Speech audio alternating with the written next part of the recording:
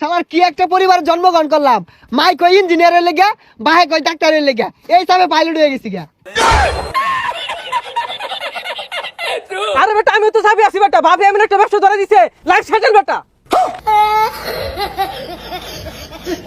আরে বেটা আমার কথা তো করে কি কইম, বাপে মনে করলি ভূমের বন্ধটা দিয়ে আসছে, অন্য মনে করলি যে একটা খামার দিয়ে বিরাট বড় 5-10 কোটি টাকার মামলা আছে না। আই বল নাই, আই গুলিস্তান পাকিস্তান আফগানিস্তান, আই বল নাই, আই যাত্রী বের, আই দর যাইবো গা। এই লোহা ভাঙা টিং ভাঙা পুতুল ভাঙা এগুলার বিনিময়ে আচার দে, চানাচুর দে, লয়ে যাও।